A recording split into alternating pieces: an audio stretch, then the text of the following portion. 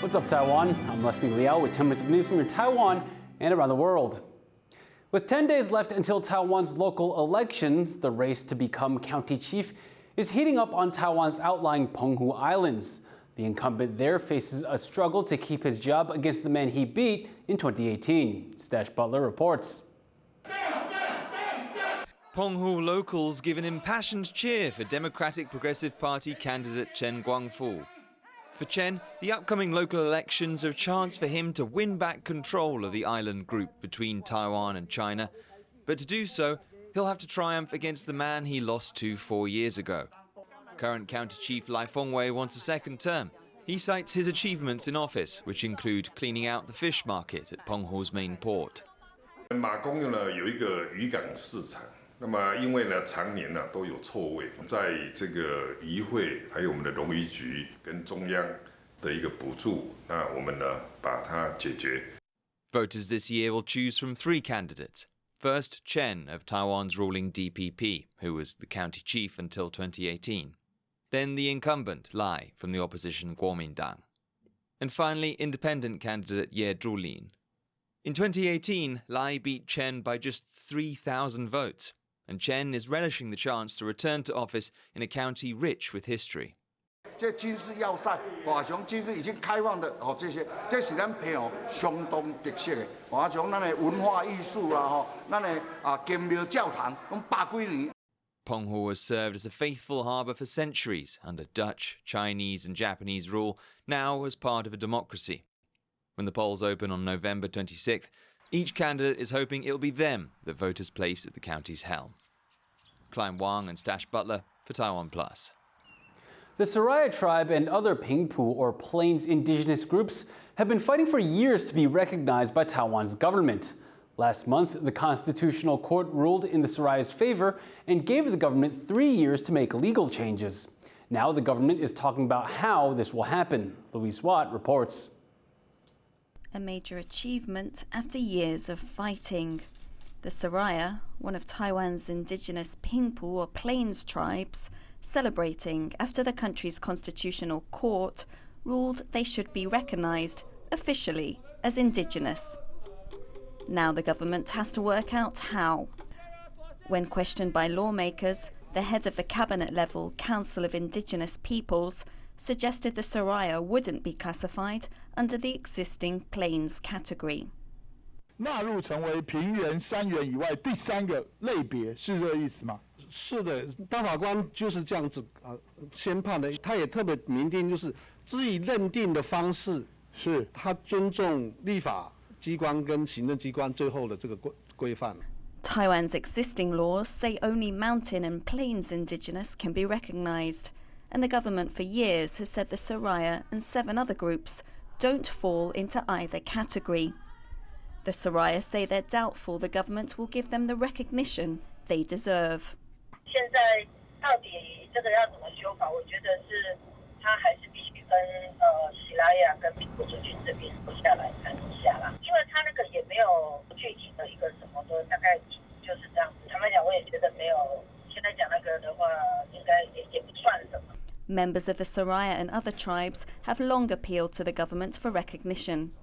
But authorities argued that the Plains people had assimilated into Taiwan's majority Han society and culture more than those in the mountain and eastern regions. Right now, just under 600,000 people have official indigenous status.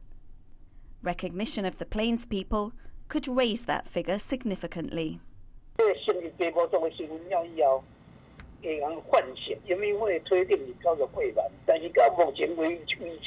全府族运动的人数是足少，人数到底有多少？有看后边的理由来决定。利益很大，有人数就会增加；利益很少，大概很少人会去。 While the court ruled that the Soraya and other Plains tribes should be granted indigenous status, there's still some way to go until they get the equal recognition for which they've spent years fighting. Patrick Chen and Louise Watt for TaiwanPlus. Electric car owners in Taiwan got a boost with a new law passed on Tuesday that says all public parking lots must have charging stations. Under the new rules, parking areas must also have dedicated spaces for electric vehicles.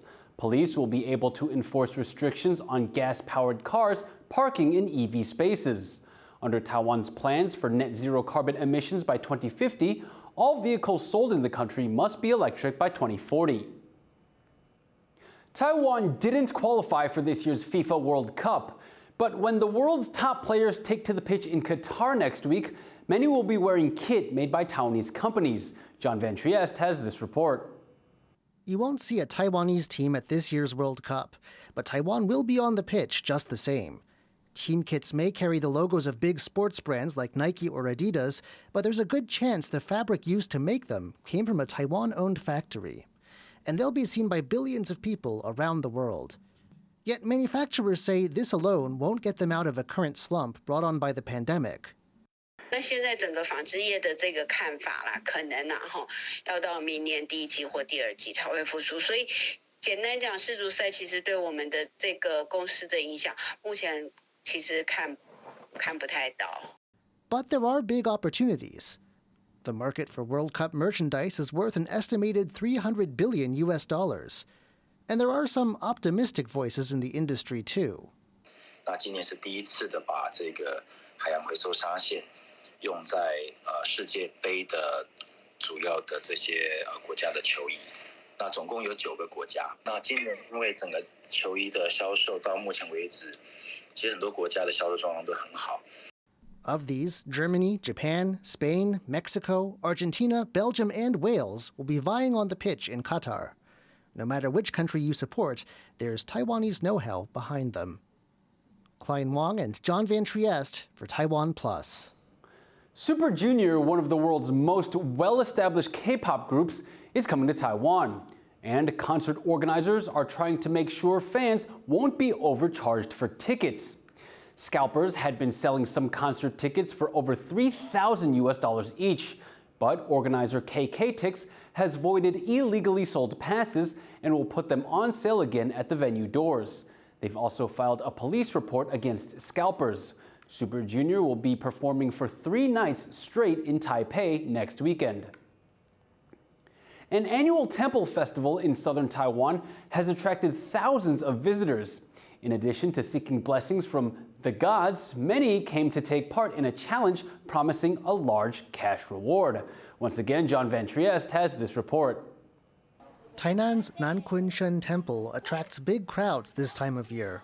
A shrine to 5 gods known as the Nankunshen Kings, part of a Taiwanese folk religion, the temple hosts a large festival every October or November. The 3-day event includes fireworks, traditional performances, and local handicrafts. But this long line of visitors is waiting for something else.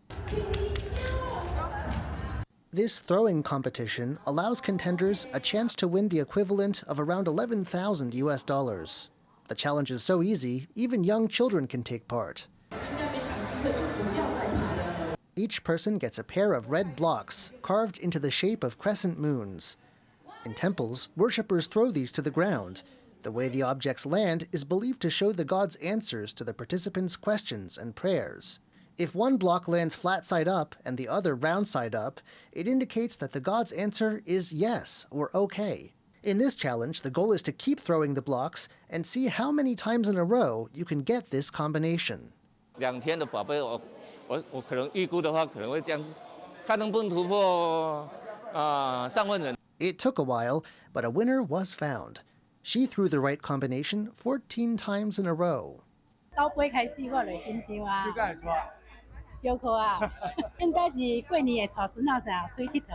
But she was not alone in winning divine favor. In total, the temple gave away more than $16,000 in cash prizes, giving visitors a chance to enjoy the area's rich culture and take home a little cash. Patrick Chen and John Van Trieste for TaiwanPlus. Thank you for watching What's Up Taiwan. Remember to download the TaiwanPlus app for more stories from Taiwan and around the world. Finally today, we leave you with images of red crabs making their annual migration on Australia's Christmas Island. I'm Liao. Take care and see you next time.